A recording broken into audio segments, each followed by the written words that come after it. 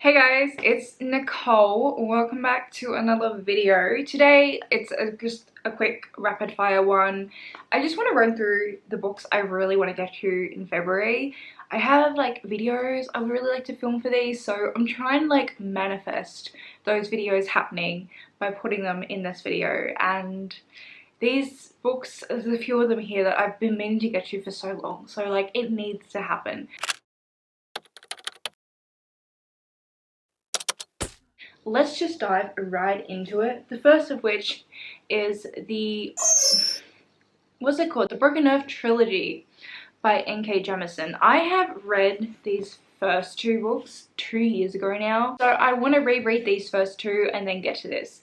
Like, I just feel like these books I've been putting off for so long, and this is one of them, this one here, and I absolutely adored the fifth season, and I also really enjoyed the Obelisk, but I know there's so much I have forgotten, so I need to remind myself. I'm really excited to experience this again because there's something, how do I say this without spoiling? There's something about the way this first book is told that makes me very excited to reread this, because it's going to be so interesting knowing going into it this time, you know, and picking up on all the clues and hints that I missed first time around. So I'm very excited. This book is set in a world where there are people who have abilities that connect them to the earth to the point where they can cause earthquakes, and these people are feared because they have the potential to cause harm to so many others. We follow like main characters who have these abilities and what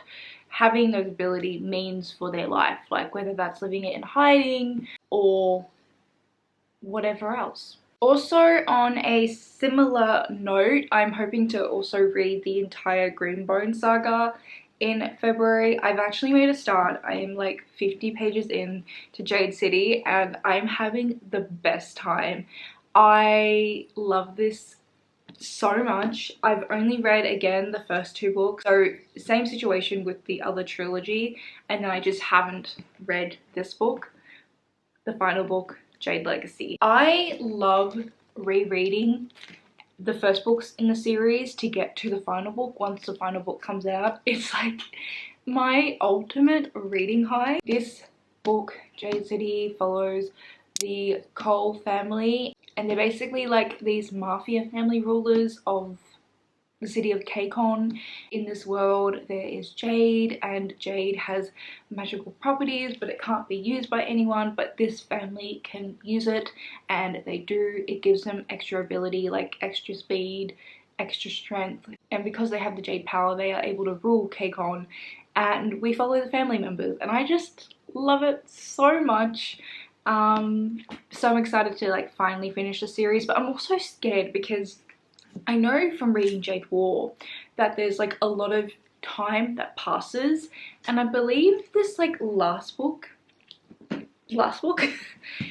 spans like 20 years or like a very lengthy amount of time. So I am scared for the characters that like I'm getting to know again in here and that I love. Next, I have a couple of books I really want to get to that I've borrowed from the library. So first of which is When Women Were Dragons by Callie Barnhill.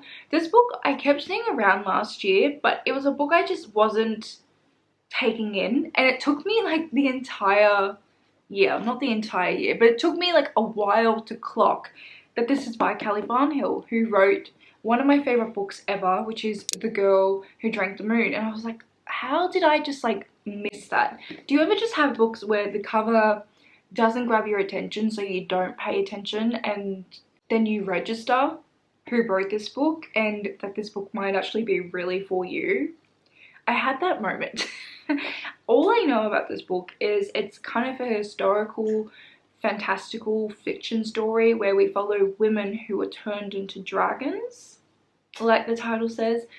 I don't know much about it other than that, but it's set in 1955. So we follow a woman, Alex Green, who apparently is left behind and isn't turned into a dragon. Next, I have A River Enchanted by Rebecca Ross. This book I had no interest in reading for a lot of last year, but I've just missed out on so many new releases in 2022, so that's why I'm trying to like go back and like read them, because I felt the FOMO. Like that's what happened kind of with this book. Wasn't interested in it at first because I've read one other book by this author. I think it was their debut, and I wasn't the biggest fan of it, but this just keeps coming up and everyone seems to be loving it, saying that it's so magical, and I got convinced basically to pick up this book, so that's why I have it here. I've briefly skimmed the synopsis of this book, but to be honest, I do not want to know much. I just know that it's about missing girls and our main character is sort of on a mission to find out what happened to those missing girls and bring them back, and I think she has to team up with someone she has known from childhood that she doesn't get along with. That's kind of all I know. It doesn't actually sound the most intriguing, but just the way people have talked about their love for this book, that has gotten me intrigued. Okay, next I have Ordinary Monsters. Trying to get it into a position that you can like actually see the cover. This is another book that came out in 2022 and I feel like a lot of people read.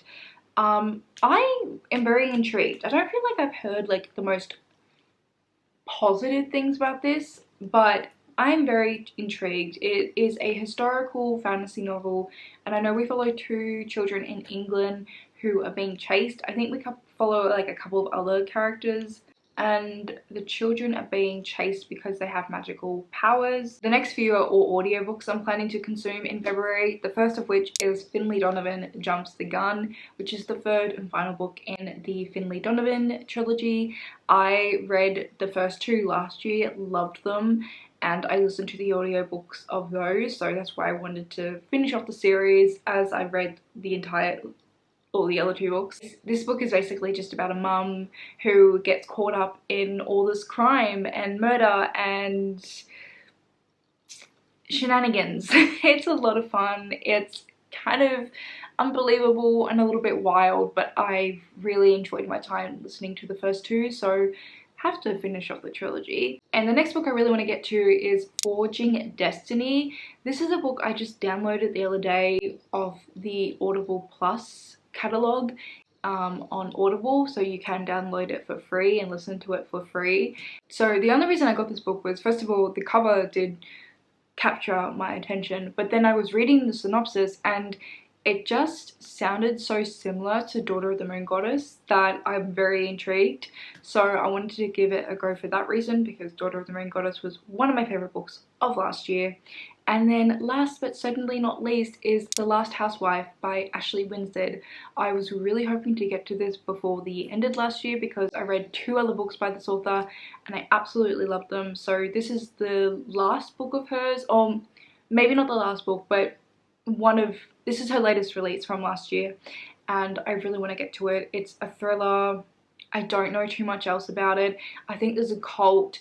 I don't want to know much, but I just really loved what I've read from this author previously, that I kind of have a lot of trust in her, and I love how she writes characters. They're very flawed but very fascinating to me, so I'm excited to get to this one. And that's kind of it. I'm gonna leave it there. So thank you so much for watching. Let me know your reading plans for February.